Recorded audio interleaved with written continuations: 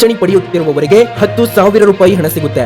ಎಲ್ಲಾ ಪಿಂಚಣಿದಾರರಿಗೆ ಪ್ರತಿ ತಿಂಗಳು 10,000 ರೂಪಾಯಿ ಹಣ ಕೇಂದ್ರ ಸರ್ಕಾರದಿಂದ ಪ್ರತಿ ತಿಂಗಳು ಪ್ರತಿಯೊಬ್ಬ ಪಿಂಚಣಿದಾರರ ಖಾತೆಗಳಿಗೂ ಕೂಡ ಜಮೆ ಆಗಲಿದೆ.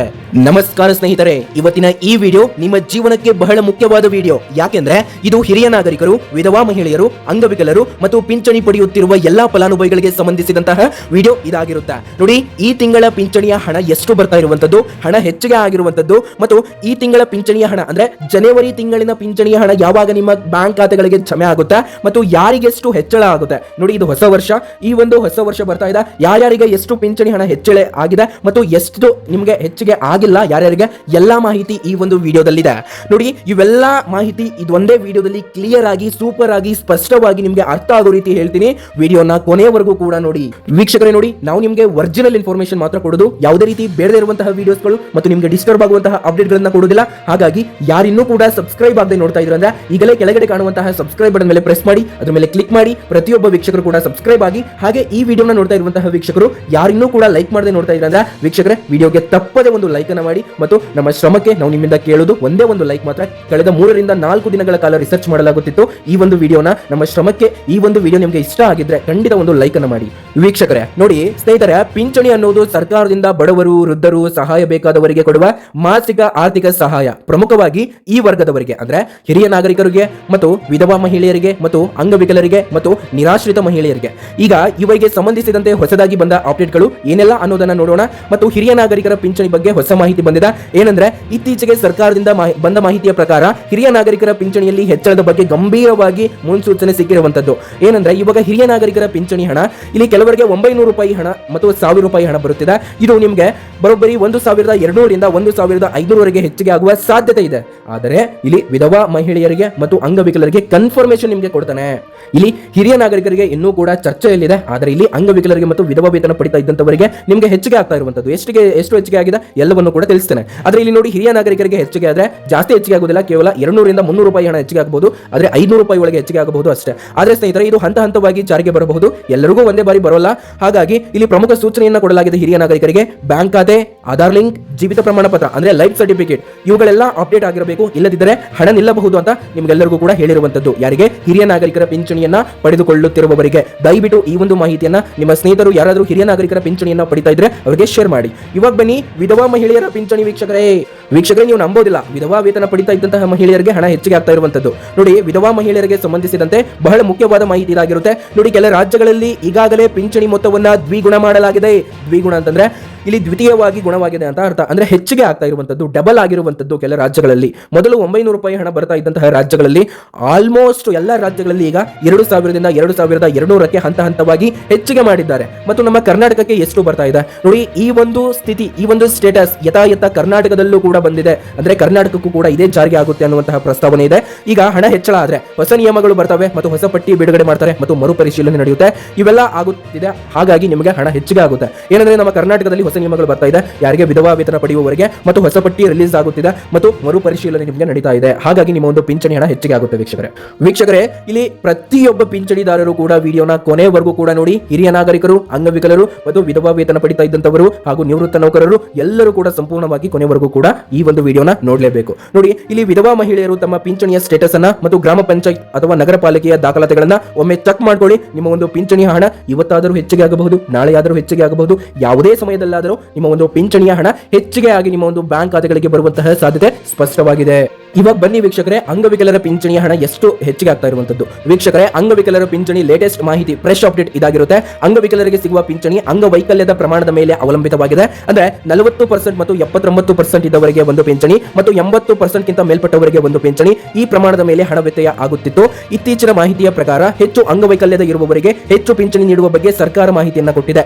ಯಾರು ನಿಮ್ಮ ಸ್ನೇಹಿತರು ಇರ್ತಾರೆ, ಅಂಗವಿಕಲರು ಇರ್ತಾರೆ, ದಯವಿಟ್ಟು ಈ ಒಂದು ವಿಡಿಯೋನ ಆದಷ್ಟು ಅವರೊಂದಿಗೆ ಹಂಚಿಕೊಳ್ಳಿ. ನೋಡಿ, ಇಲ್ಲಿ ಡಿಸಬಿಲಿಟಿ ಸರ್ಟಿಫಿಕೇಟ್ ಮತ್ತು UD ID ಕಾರ್ಡ್ ಮತ್ತು ಬ್ಯಾಂಕ್ ಲಿಂಕ್ ಇವು ಇಲ್ಲದಿದ್ದರೆ ಹಣ ಬರೋದಿಲ್ಲ ಮತ್ತು ಹಣ ಹೆಚ್ಚಿಗೆ ಕೂಡ ಆಗೋದಿಲ್ಲ ನಿಮಗೆ ಅಂತ ಹೇಳಿದ್ದಾರೆ. ಇವೆಲ್ಲವನ್ನು ಕೂಡ ಸರಿಯಾಗಿ ಇಟ್ಕೊಳ್ಳಿ ಮತ್ತು ನಿಮ್ಮ ಒಂದು ಬ್ಯಾಂಕ್ ಅಕೌಂಟ್ ಅನ್ನು ಆಕ್ಟಿವ್ ಅಲ್ಲಿನೇ ಇಟ್ಕೊಳ್ಳಿ.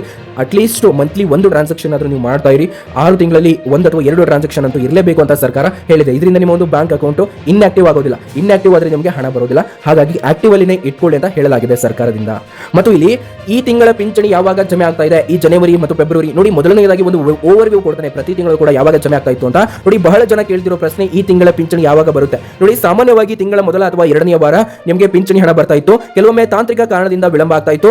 ಒಂದು ಜಿಲ್ಲೆಗೆ ಬಂದರೆ ನಮ್ಗೆ ಯಾಕೆ ಬಂದಿಲ್ಲ ಅಂತಾನೂ ಕೂಡ ಕೆಲವೊಬ್ಬರು ಕಾಮೆಂಟ್ ಕೂಡ ಮಾಡ್ತಾ ಇದ್ರು. ನೋಡಿ, ಇತರೆ ಜಿಲ್ಲೆಗಳಿಗೆ ಅಂದ್ರೆ ಇವತ್ತು ಒಂದು ಜಿಲ್ಲೆಗಳಿಗೆ ಹಣ ಬಂದಿದೆ ಅಂತ ಅನ್ಕೊಳ್ಳಿ, ಮತ್ತು ಉಳಿದಂತಹ ಜಿಲ್ಲೆಗಳಿಗೆ 2 ರಿಂದ 3 ದಿನ ತಡ ಆಗಬಹುದು, ನಿಮಗೂ ಕೂಡ ಹಣ ಬರುತ್ತೆ. ಅವತ್ತು ಒಂದೇ ದಿನ ನಿಮಗೂ ಹಣ ಬರಬೇಕಂತ ಎಲ್ಲೂ ಕೂಡ ಅಪ್ಡೇಟ್ ಇಲ್ಲ, ಎಲ್ಲೂ ಕೂಡ ದೃಢೀಕರಣ ಮತ್ತು ಸ್ಪಷ್ಟನೆ ಇಲ್ಲ. ಹಾಗಾಗಿ ಎಲ್ಲರಿಗೂ ಕೂಡ ಒಂದೇ ದಿನ ಬರೋದಿಲ್ಲ, ನಿಮಗೆ ಹಂತವಾಗಿ ನಿಮ್ಮ ಒಂದು ಬ್ಯಾಂಕ್ ಖಾತೆಗಳಿಗೆ ಜಮೆ ಆಗುತ್ತೆ. ನೋಡಿ, ಆತಂಕ ಪಡಬೇಡಿ ಅಂತ ಹೇಳಲಾಗಿದೆ. ಹಣ ನಿಲ್ಲಿಸಲ್ಲ, ಸ್ವಲ್ಪ ತಡವಾಗಬಹುದು ಅಷ್ಟೇ ಅಂತ ಹೇಳಲಾಗಿದೆ. ಏನಂದ್ರೆ ಈ ಒಂದು ಜನವರಿಯ ತಿಂಗಳಿನ ಹಣ ನಿಮಗೆ 5ನೇ ತಾರೀಕಿನ ಒಳಗಾಗಿ ನಿಮ್ಮ ಒಂದು ಬ್ಯಾಂಕ್ ಖಾತೆಗಳಿಗೆ ಜಮೆ ಆಗುತ್ತೆ.